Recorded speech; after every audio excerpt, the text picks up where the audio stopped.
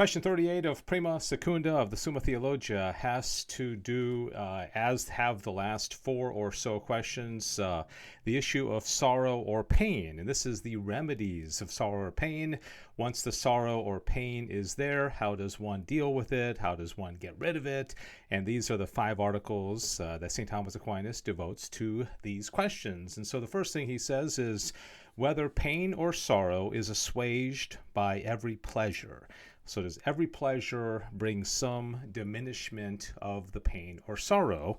And he says, pleasure is a kind of repose of the appetite in a suitable good, while sorrow arises from something unsuited to the appetite. Okay, so those are just the definitions there. Consequently, in movements of the appetite, pleasure is to sorrow what in bodies repose is to weariness, which is due to a non-natural transmutation. Okay, so when we're tired, our body is weary, we rest, and we give it rest, and that helps it to feel better, right?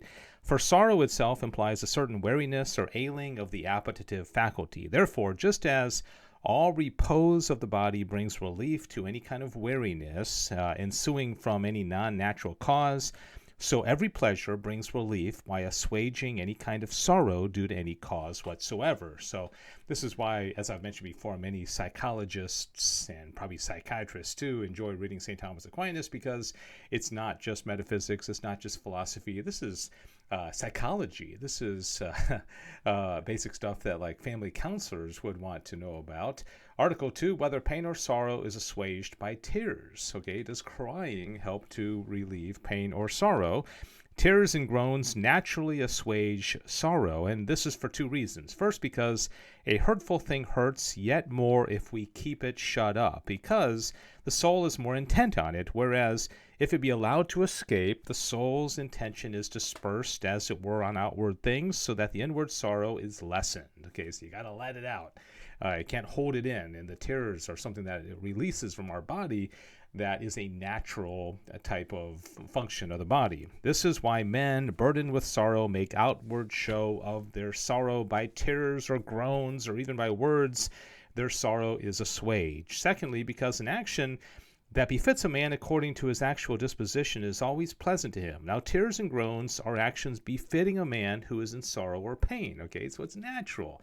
That's the way God designed our bodies, that when we're in sorrow or pain, we cry. And so that whole, big boys don't cry, that's nonsense, right? It's part of the process of helping yourself feel better. Consequently, they become pleasant to him. Since then, as stated above, every pleasure assuages sorrow or pain somewhat. It follows that sorrow is assuaged by weeping and groans. Article 3, whether sorrow or pain is assuaged by the sympathy of friends. You probably naturally know that this is the case, but what does St. Thomas Aquinas have to say about this?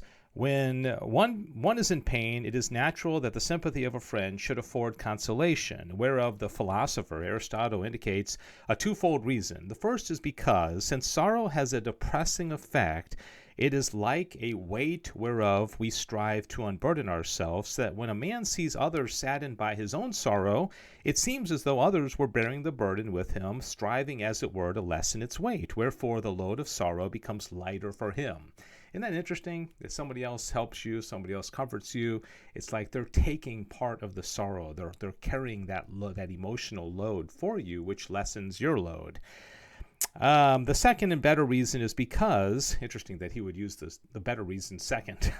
The second and better reason is because when a man's friends condole with him, he sees that he is loved by them, and this affords him pleasure.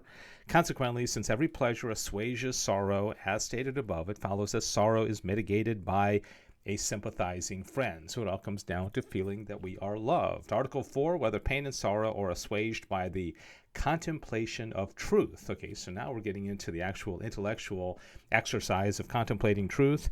The greatest of all pleasures consists in the contemplation of truth. Now, every pleasure assuages pain, as stated above. Hence, the contemplation of truth assuages pain or sorrow, and the more so, the more perfectly one is a lover of wisdom. And therefore, in the midst of tribulations, men rejoice in the contemplation of divine things and of future happiness. Okay, so that's why I think studying philosophy and learning about our faith actually will help to assuage sorrow and pain, as he's explaining here. Hence, according to James 1:2, my brethren, count it all joy when thou shalt fall into divers temptations. And what is more, even in the midst of bodily tortures, this joy is found, as the martyr Tiberius, when he was walking barefoot on the burning coals, says, methinks I walk on roses in the name of Jesus Christ. Okay, so he didn't even feel the pain. He was walking on roses because he was contemplating Jesus Christ. Finally, Article 5, whether pain and sorrow are assuaged by sleep and baths. Sorrow, by reason of its specific nature, is repugnant to the vital movements of the body, and consequently, whatever restores the bodily nature to its due state of vital movement is opposed to sorrow and assuages it.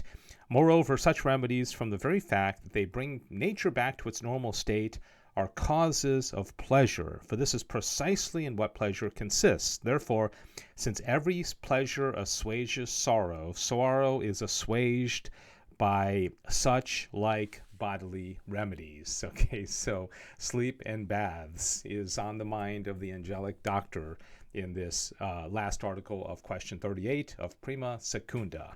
Hope you enjoyed that. We will have question 39 tomorrow. God bless you. Thanks for watching.